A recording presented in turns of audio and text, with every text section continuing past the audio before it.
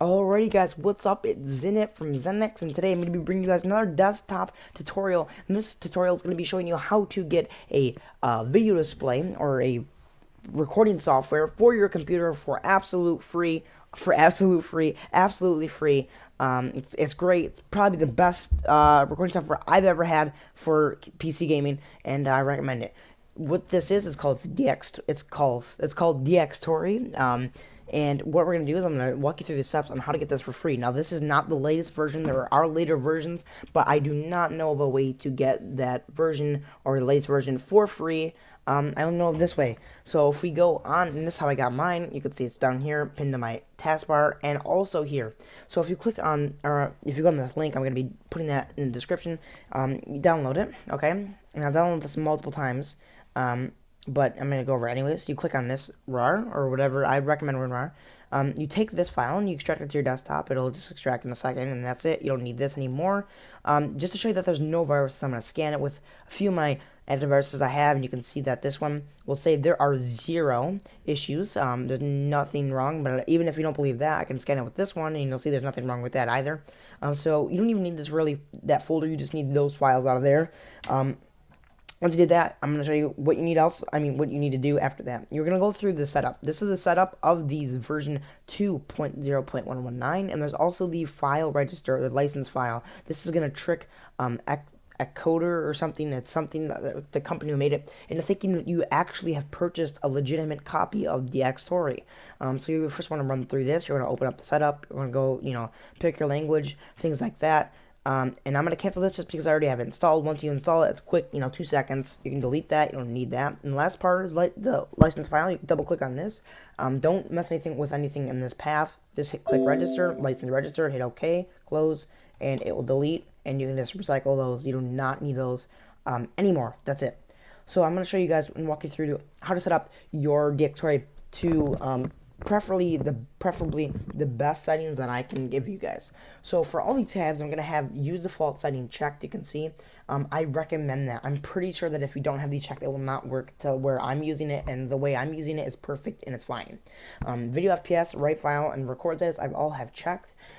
This is record status is to tell you when you're recording, when you're not recording. So non-recording status color, you can change that. You just click on it, you can change it to this color, you can change it to that color. I have it on yellow for standby and red for recording, mainly because that's what a lot of people use, and it's kind of like fraps, things like that.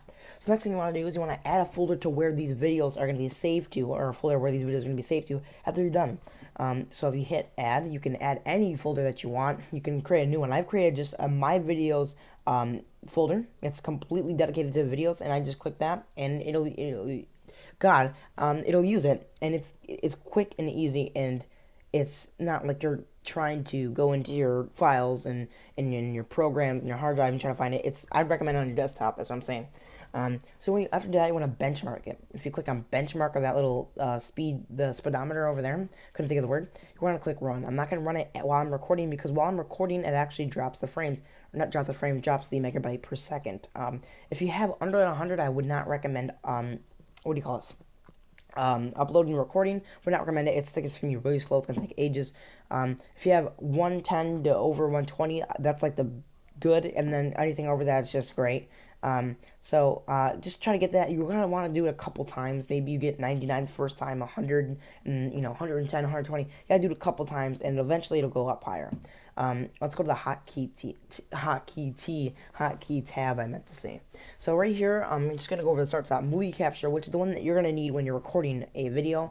You can clear it by hitting this X, and if you just click on this and you on the whatever one you want, if you click and hit the button that you want, I hit F9. That's the recording button I use, the hotkey I use. That's what I recommend. You can set it. It's easy. I like the F9 because it doesn't go into files. Sometimes just when you play games, you hit F9, it opens up something. And it's kind of stupid to open up to a menu, when you're recording. Hey guys, what's up? And there's a menu open. It's kind of retarded, but it's up to you. It doesn't really matter. There's a lot of keys that don't open things, but sometimes you don't know, so you gotta be careful about that. Let's go to the movie tab. This tab is how you're gonna record. So you're gonna want to check. You're gonna click on this drop down, and you're gonna click or check or pick whatever, either one, which codec you want. Codecs are like the recorders, or the codec is what's recording it.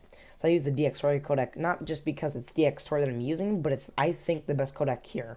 The reason why I like DXtory over Fraps is because with DXtory, when you slap this into any editing software but Sony Vegas, you can see that there's a video and there's audio files, an audio file for each type of audio that's playing in your recording. So there can be a Skype call audio, there can be your game audio, there can be your microphone audio, all in different audio sections. There's not all combined into one. Where in Fraps is all one audio section. So say someone was talking too loud in Skype and I want to turn that down while recording with Fraps. I couldn't do that without turning down my game audio and my microphone audio. So that's kind of annoying. So with the DXtory, you can throw that in there, and if I want to turn down my Skype call a little bit, I could turn that down, and it'll be much easier, and that's why I like DXtory a little bit more. If you click the pencil, you want to click whatever quality you have. If you're running, a good PC, I'd recommend a high. You can't really tell from true to high, but it's a little bit of a difference. I also want to click compress. Now, this doesn't matter. This is all up to you. I'm not even going to go over that. That's just personal preference and things that I don't even do. They're not even necessary. Frame rate, recommend recording on 60 if you have a good PC, because it's the most, it looks the best, I guess you could say. And you want your viewers to, see how well it performs and how it looks, especially with computers. With, console, it runs on a steady FPS because it's a console. But, there's certain things and different things that you can have in a PC. For output, you want to click File Output, not Direct Show. AVI, file format, you want to click AVI, not RAWCAP. This is up to you. You can do whatever you want. I like including my mouse cursor in my videos because sometimes if I'm playing Skyrim or something that has a mouse cursor, I want to include that in the video. Now for percentage, I recommend having it on 100%. If you click the sides, this will be the resolution that your max resolution that will be set for your YouTube videos. So since I have a 720 monitor, I'm going to set that to 1280 by 720, and that'll give me 720, which is HD. I recommend that. That's pretty good. I'm gonna wait until I get my 1080p monitor. I can't, upgrade from that. Because if I did 1080p, which I forget, it's like 19 something, it wouldn't work. It wouldn't look right. So yeah.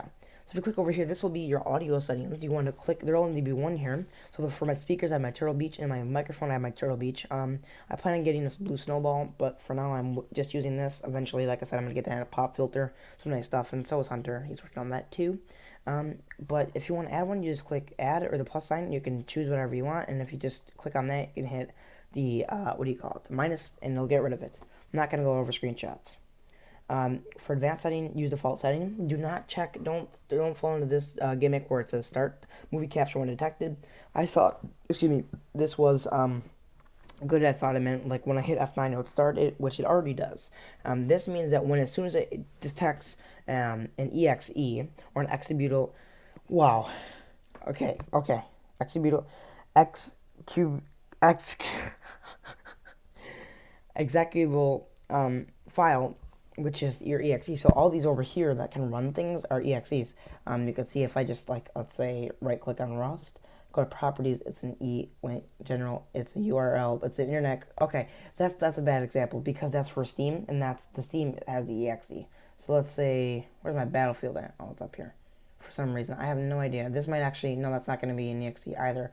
I'm giving you bad examples. This will be Skyrim, okay? Properties, and then you can see it's an exe. The reason why these aren't is because it's getting launched by the internet, because there's servers. Same with Battlefield and things like that. So that's why that didn't work as a good example. I guess you could say it didn't really work, but oh well. So yeah. So this captures as soon as it recognizes the game, pretty much, and it doesn't help because what happened with me was I thought this was the thing where you hit F9 and it'll start recording. That's not the truth. That's not the fact, or not the case. And when I was trying to record a video, I would start recording a video and I wouldn't want to, so I have to hit F9. And then when I hit F9 again, there'd be multiple video files, and I would not know which video file I legitimately recorded from the ones that were 2 seconds long. So that was getting a little bit of a problem. I didn't know what that meant, so I went how I fixed that, how I could fix that. So I went through and I found this, and I unchecked it to see what happened, and now it stops. It only records when I click the hotkey, which is F9 for me, whatever. Or whatever. Yours global settings, that's all, check update, that's whatever. Over here, this is to prove to you that this is legitimately, Xcoder is a company, legitimately a copy, licensed, registered, and expire unlimited. This means that your copy is registered and you'll never expire, unless you uninstall it. So you can hear, or if you think I'm typing, you can hear me hit backspace. That's backspace, guys. I wouldn't lie to you, but if you guys don't believe it, I did not type this in. If I try to type in, if he's here, I'm typing in just random letters and there's nothing happening. You can't do anything like that. So it's legit. So if you guys did enjoy, I hope you did. But if you did, also here, this is why I also love DXtory. There's so many EXEs that they read. So when you start playing a game, they'll read EXEs. So they got Arma 2, which is the DayZ mod Battlefield. They got DayZ Standalone, Hearthstone. What else they got? Play Rust. They got Skyrim. They got all of them, and even Snagit, which I'm recording with, and it helps. It really does help because you can click on that. It just makes it better. And I think this pencil I've never actually seen before. Okay, I think you click on like this, and then you can click that. Okay, that's how you delete things. I didn't actually know that you could do that. I didn't notice that ever. But you can do that as well. If you guys did enjoy this video, I apologize for some of the bloopers. I don't know, I'm really hyper right now. I don't know why. I didn't even have anything. I'm really hyper. If you guys did enjoy it, make sure you comment, like, and subscribe. It helps a lot because we just started kicking off this. We just started this channel, and we don't have a lot of subscribers. We don't have a lot of likes, things like that. So I'm serious. If this did help you, please subscribe and like. I'm not even looking for comments unless you have a question. If you have a concern or comment or a question or concern, fine. Let me know. On one of my previous videos, the Epoch Melsk video, someone was confused on how to find servers for DayZ Commander. Or for the thing, and even though I commented, I'm just going to show you guys right now how to do this real quick. You just go into your search bar, and you type in Epoch. Oh, you gotta actually click in the box first, and you gotta type in Melsk, which is a weird type, and then a weird word, and then you can see these are all the servers up right now. Now there's usually more servers up. There's what do you call it? There's MGT, this one, and there's usually more servers right now. There isn't, but you can't legitimately like go in this and like look for Epoch MLs. I don't think. No, you can't. So you have to go in and search. So that's where you do that. Just wanted to let you guys know. So if you guys did enjoy, make sure you comment, like, and subscribe.